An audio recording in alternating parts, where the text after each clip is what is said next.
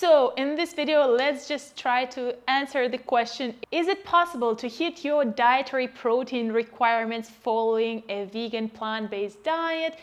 Is it healthy? Is it possible? And how you actually do it? Well, protein is actually quite an interesting topic because it seems to be very polarizing. People on one side of the camp who are like omnivores or carnivores, and also plant curious at the same time, assume that vegans are under consuming protein, while vegans on the other side completely dismiss this issue, saying that protein is everywhere and you don't need to think about protein, and you just go and eat your plants and you get enough protein from plant-based sources. And the question is yes or no, and the answer is both yes and no. Overall, it does depend. When you come across different research papers on the topic of nutrition overall, everyone claims that vegan or plant-based diets are quite hard to pinpoint because they're not as well described. We kind of know what an omnivore diet is, what a carnivore diet is, but what is plant-based diet? The difference between different plant-based diets can be huge. It can include vegan diet, it can include the pescatarian diet, lacto-ovo-vegetarian diet, all those diets, and some of them can include junk food, some of them can exclude junk food completely, and the health outcomes are also going to be different. So why is protein so important anyway? One of the reasons is, of course, what we see in other people, as proteins are part of every cell, and being part of this structural support, they do provide building blocks for skin, hair, nails, bones, muscles, including the visceral organs. And as you can imagine, your organs are pretty important, as much or maybe a little bit more important than the skeletal muscles. So when you start extreme dieting or something else, your body starts breaking down your muscle tissue to direct proteins or amino acids to your vital organs. And your body is in a constant process of rebuilding, discarding some building blocks that are being worn off, and so on and so forth. And it's happening continuously, constantly. So as you can imagine, you would need a constant supply of good quality materials to your body. I'm not talking about eating all the time, of course, but nevertheless, you should be considering the quality and the quantity of your nutrients. Apart from that, what is less talked about, proteins are also playing an important role in the functioning of your immune system, in the connective tissues. They are part of hormones, as well as that they are used to build red and white blood cells. They're also helping transport different nutrients and different elements throughout your body. An example of that is red blood cells that transport oxygen throughout your body. So in case you have the low red blood cell count or white blood cell count, then you might be considering tweaking your diet a little bit and watching your protein consumption, because your body just might not have enough things to build the good things from. So how much protein is actually enough protein? There has been a study published it's actually a review published in the journal Nutrients in 2019, and it's been looking at other studies, including bigger studies like EPIC Oxford study that was following people following different dietary patterns. The caveat of this is it's questionnaire based, but anyway, it did show some results that vegans actually do consume enough protein, with an average of about 1 gram of protein per 1 kilo of weight, and this is quite sufficient. Overall, it's been estimated that children are actually should be considered the main consumers of protein, or how should I say this? An amount of protein that's needed per 1 kilo of weight for a toddler is approximately 2 times higher than the recommended daily intake than for an adult. For an adult, the RDA is around 0.8 grams for 1 kilogram of weight. And the protein that you are consuming can be consumed in 2 main ways, growth and, of course, maintenance. If you can imagine this whole system, your whole body every cell uses protein in any kind of way. This is why this topic is so important, and it should not be disregarded by anyone, neither plant-based eaters, no carnivores, omnivores, but this is not even a question there. So can you be protein deficient? Yes, of course you can be protein deficient. However, if you're watching this right now, you probably have a cell phone or a laptop or a PC, and you probably have internet connection, which tells me that you're probably watching from a developed part of the world or developed enough so you can have protein available from a variety of sources. Normally, when protein deficiency occurs, it occurs in developing world, in the lesser developed countries where people have limited access to food. Probably people who are part of this debate do not have reasons to be concerned about their protein intake if you have access to a variety of foods. Are there any other conditions? Yes, of course. If you're an athlete, your protein requirements typically go up because you have to more actively rebuild your muscles. And as you may know, exercising intensively triggers immune response, so you would need more protein to support all these reactions, all these hormones that are acting in your body as a reaction to exercise. For example, International Society of Sports Nutrition recommends 1.4 to 2 grams of protein per 1 kg of weight of an athlete. So if you're exercising, your protein needs are probably going up from 0.8 grams to 1 gram per kg of your body weight to maintain the body mass, especially the muscle and the connective tissues, as I've already mentioned. This is important, especially if you're very much into dieting. Please do remember that protein is important, but over-consuming protein, especially from protein powders, can also have detrimental impact on your health. So if you're not an athlete, there is probably a good reason why you should stick to real foods. Are there any other categories? Of course, if you're sick, if you're recovering from illness, if your immune system has been triggered, probably you would need a good quality source of protein, and maybe you would even need supplementation. So here, if you are not feeling really well, if you're trying to manage some of the conditions, please do consult with a health professional. Another good group of people that might want to pay closer attention to their dietary requirements in protein is elderly people. And here the evidence is not as abundant as for kids because generally the protein requirements decrease with age if we measure it in terms of grams per kilogram of weight. If we consider me as an example, let's just run some numbers here. 0.8 grams of protein per 1 kg of weight. I'm around 63 kgs, so I would need to consume 50 grams of protein out of the diet to maintain the functioning of my body. So this is how I would need to think about it.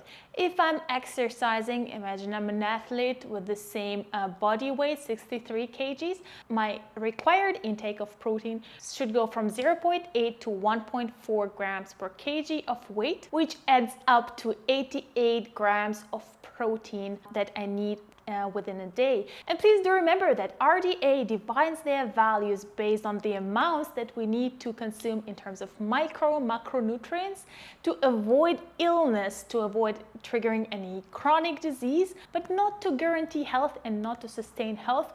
This is why you would probably need to target a little bit more protein throughout the day. So, okay, you're on a plant-based diet, you're consuming 0.8 grams of protein per the kg of your body weight. What else do you need to know? There are concerns around the absorbability of plant-based protein, and it is related to the presence of fiber inside plant-based foods, or most plant-based foods. The thing here is that some of the protein molecules are getting appended to fibers and they move together through the digestive tract and they're not getting absorbed by the body properly. Your body cannot break it away from the fiber, so it gets excreted from your body with the digestive process. So what do you need to know here? Around 10% of protein cannot get absorbed due to this reason.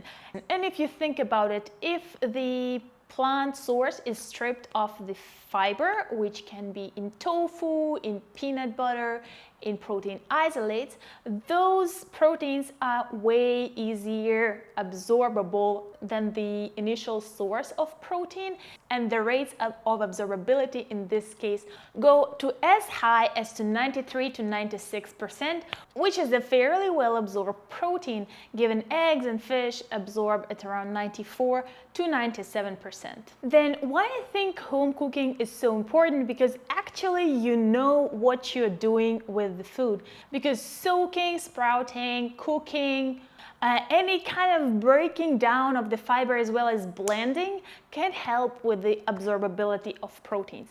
So if you're someone who's struggling with protein intake, you can try to use a little bit more energy-dense foods like spreads, like dips, anything that involves pre-processing and breaking down fiber, so you can absorb the protein a little bit easier. And here I think it's a very important point that I should mention. If you have gut issues, your gut might not tolerate fiber very well.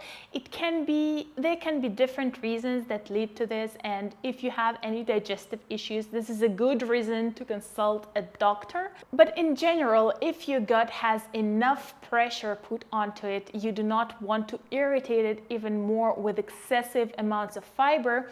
Some people who are moving away from vegan or plant-based diets say that they cannot hold food down for extended periods of time, and their transition time is way too short. And in this case, of course, you want to reconsider your fiber consumption. Of course, we all are very individual, and you have to be responsible for your health and monitor your health. And if you cannot digest something, probably there is a reason why you should heal your gut first before adding any more fiber to your diet. Or in this case, you could consider moving away from whole plant-based foods to more refined plant-based foods, in case you want to stick to a plant-based dietary pattern. It looks like there is indeed an inverse relationship between the amount of plant-based foods in the diet as a percentage versus the amount of proteins consumed. However, if you're consuming enough calories in your diet, it looks like you are not going to be protein deficient, given that you are not following a diet that has just one product predominant in it. One other topic that is widely discussed is the complete versus incomplete proteins, and I'll link some videos down below which I think are really nice in explaining what it all means and why is this concept actually a little bit funny, and it's one of the favorite topics of mine. I'm using the Food Data Central website, which is the day website to consolidate all the foods and their nutritional contents. So in there you can also see the breakdowns of foods, of common foods, by the amino acids. Amino acids are the building blocks of proteins. As we've mentioned, there are 20 amino acids at least known for us, and 9 of them are considered to be essential. So the argument has been that plant-based foods do not contain essential amino acids. And let's think about it for a minute.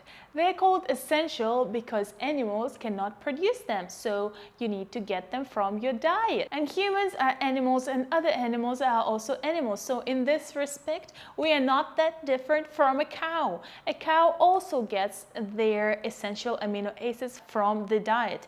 And I hate comparisons with animals, but anyway, all the 9 essential amino acids are contained in plants and come as the first source from plants, from the ground. So in this way, you can be sure that everything on Earth, every living creature on Earth contains all 20 amino acids.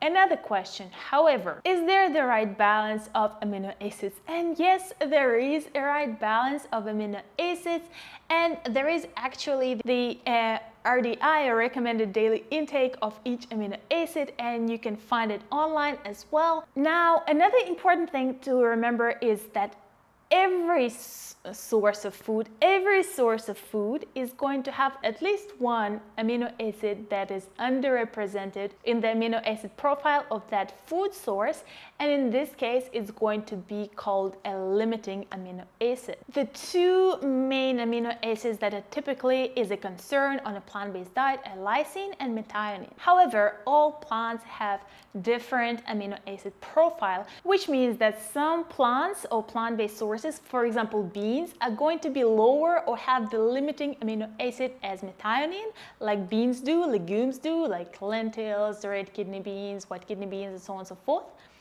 Beans and legumes typically have methionine as their limiting amino acid.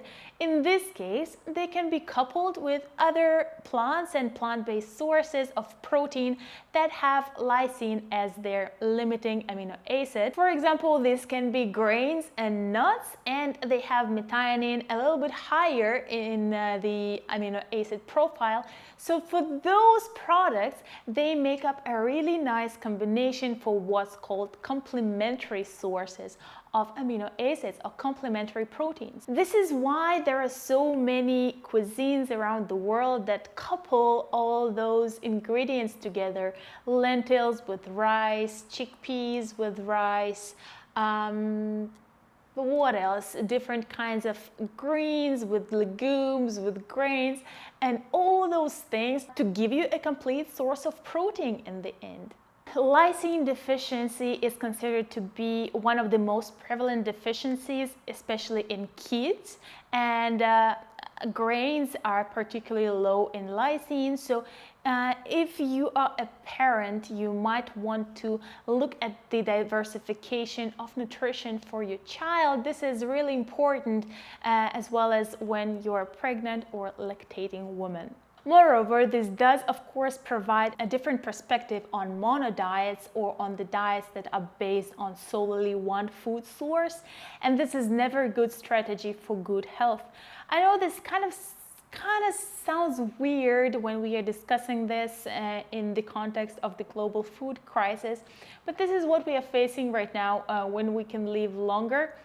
So if you do have access to different food sources, and even if it's not in your culture, like for example, I'm coming from Russia, and I wouldn't say that this is very much in the culture to cook different kinds of plant-based sources of protein, but we also do have a lot of vegetables and soups, but also it does speak about the affordability and availability of different products on the shelves during winter months, and this is no joke. Overall, however, it does seem reasonable that if your caloric intake is adequate, if you are not doing any strict dieting, if you consume enough calories and you are not substituting protein calories by fats and sugars or like the junk food, then you are able to meet all your essential amino acid and amino acid requirements from plant-based sources. Let me read that out to you, and this is from the same study from the Nutrients Journal.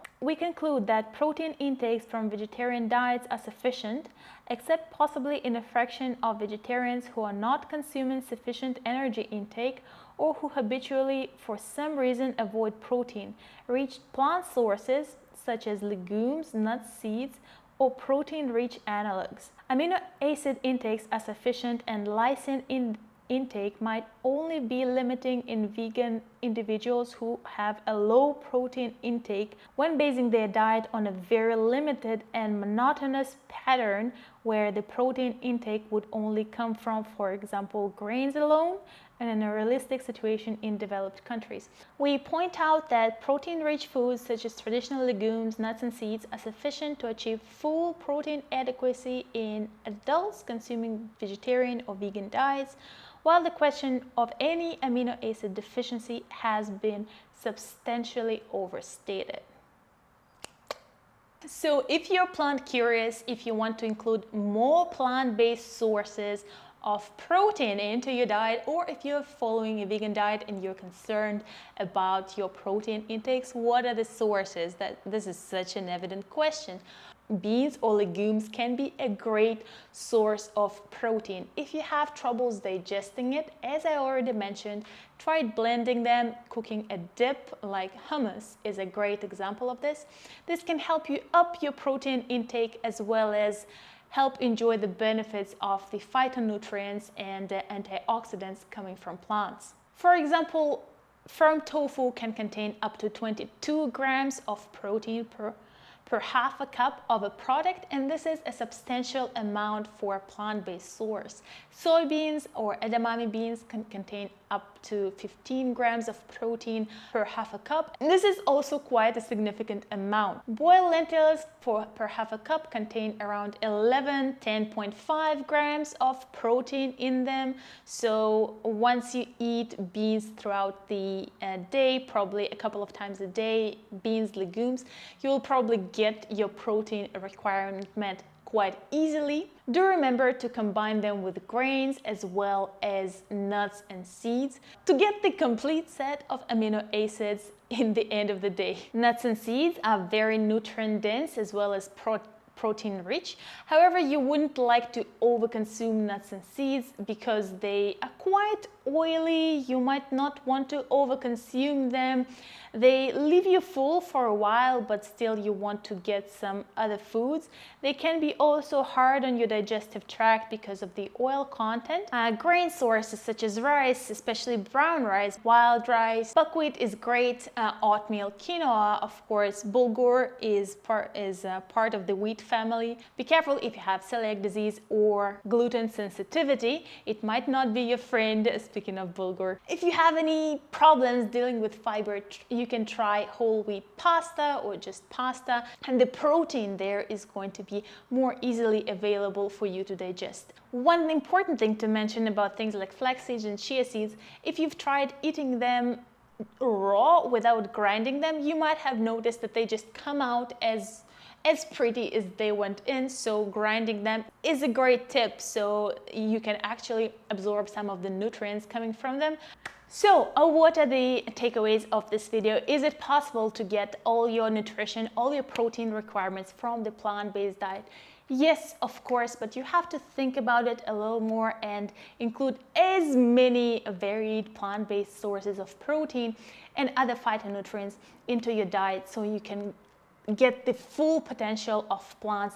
Plants are also packed with phytonutrients, with antioxidants, and they also do not have such things as cholesterol. So in this way, you're helping your body to be rebuilt from ground up every single day in a continuous, smooth process that's happening every single second and minute as we speak. There are groups of population that require higher amount of proteins, and these are children. First of all, it's really important for the maintenance and for growth as well.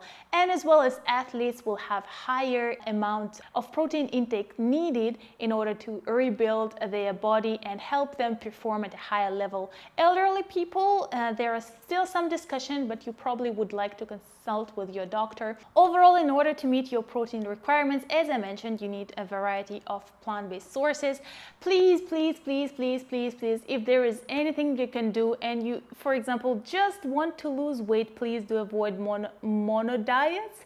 Please do avoid those because they do not support your body properly, not only from the protein side, but also from all the other sides. So do bear this in mind, and your health should always come first.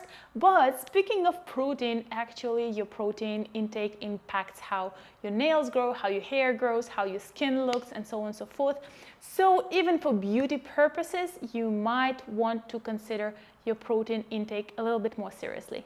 And the last thing to remember is that the more processed the food is, for example, whole grain pasta, is going to be more easily digestible than wheat, or tofu is going to be more digestible in terms of protein intake or absorbability than edamame or soybeans. And of course, if you're following a plant-based diet, consider upping your protein intake per a kilogram of body weight from the RDA, which is around 0.8 grams per kg of weight, by around 10%. And this should offset the effect of the fiber passing through your digestive tract and removing some of the protein from the absorbability pool. And I hope you guys liked this video. Please do like this video if you liked it. Consider subscribing to the channel if you have not yet. This helps me more than you know, and it costs virtually nothing.